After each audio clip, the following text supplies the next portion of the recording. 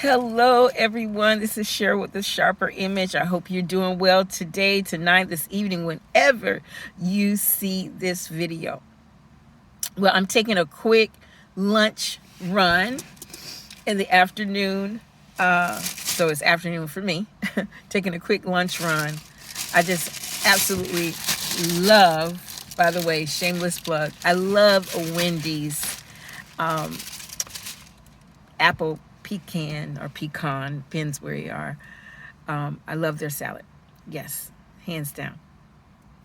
Now, why I wanted to come on and impromptu do this video is I'm smiling, but it's more and more apparent that it's happening. And what is that, what you're wanting to say is more apparent, Cheryl?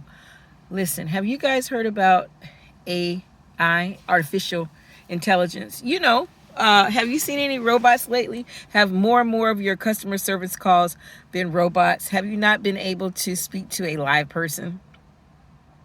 Well, it's happening more and more and more. And I'm like, oh my gosh, that's why the thing says sometimes when I do my password, it'll say, are you a robot? And then it makes sure you're not a robot. It asks you to check that little space, or it asks you to, because some companies use robots to gather information. Anyway, automated services and all that stuff. So anyway, it is becoming more and more obvious that we are definitely leaning that way. And I'm going to share my experience. Two of them. Three experiences. One, when you order food, when you go to get a simple lunch, dinner, whatever, when you go to a drive-through. Okay, my granddaughter, my children, my daughters, they used to always say, Mom, we are at fast food. You can't expect, you can't expect people to, have the degree of customer service that you're looking for. And I used to always say, well, I don't think so. I think that they're trained. These companies always say that they have the best training and da-da-da. So I do expect the best customer service. But anyway, so I went to Checkers some months ago with my granddaughter. And we went up to the drive-thru, and we noticed that a human being did not speak to us at any time. No time did a human being ask us, hey, for anything. It was a robotic, animated, automated system, very polite, very friendly.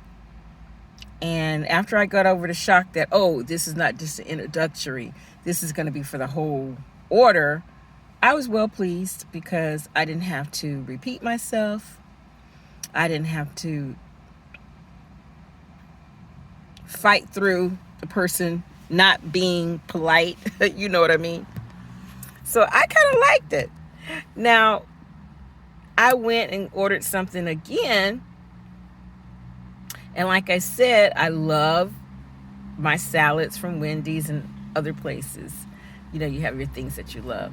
And I am just noticing that these positions, because no one wants to work them,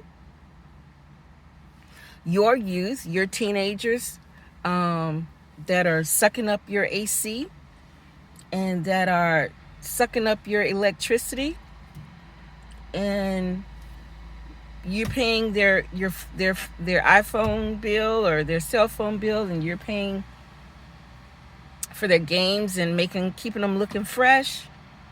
They're not going to have that summer job that you think they're going to get. You know why? Because no one's showing up now. No one's showing up for work now. And this is why we have to use these automated robotic systems. Because no one's showing up for work. And when they do show up for work,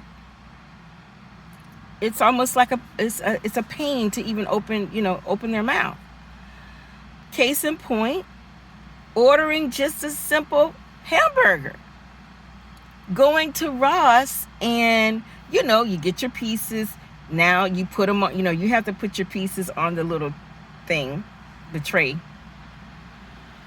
And normally they give you a number, and they may point to which direction you go to.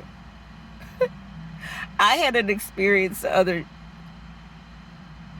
day where I put my items that I wanted to try on the rack. Not only did I put them on the rack, like, okay, I should, I had to take my own number, and then I had to find which way to go. Even though I knew which way to go, sometimes I forget which Ross I'm in, and I really don't know which way to go. But I said, oh, I'm in this one, I went that way. Then when I came out, guess what? I had to put the things on the rack again, take the ones I wanted, take the ones I didn't want, put them on the other side, and guess what? Put the number back. And guess who was working? There was a person working. Yes, it was. There was a live, full-fledged human being working. But they did not assist me in anything that I needed. They didn't ask me for the number of clothes. They didn't even give me the number. They didn't even direct me to where to go. And when I came out, they could have cared less how many pieces I had. All they cared about was to see me make that action of putting those clothing back on the rack, and they wanted to see that I had the card in their hand. That's it. Robot, your job is going to be filled by a robot. Now, I wanted to say that, but I didn't want to come off crass, and I didn't want to come off uncaring as that person was. So I'm going to say it in a way that they can really understand that I'm not throwing shade. Your job is getting ready to be filled by a robot. So think very carefully about the career choices that you're thinking of doing. If a robot if you don't have to think, if it's automated, you don't have to think too much, not think it that much. And because if it's, certain answers they can give you,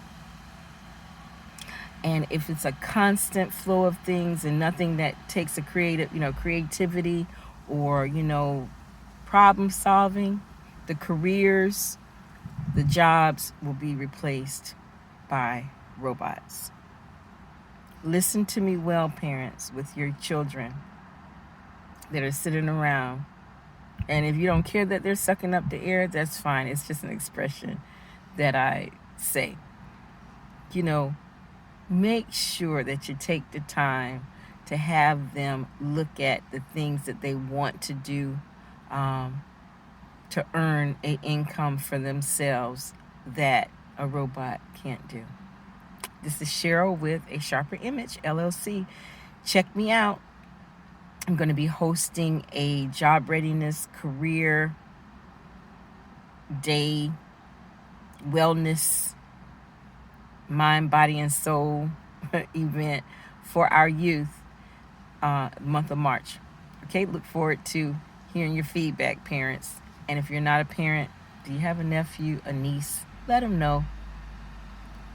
Don't be replaced by a robot.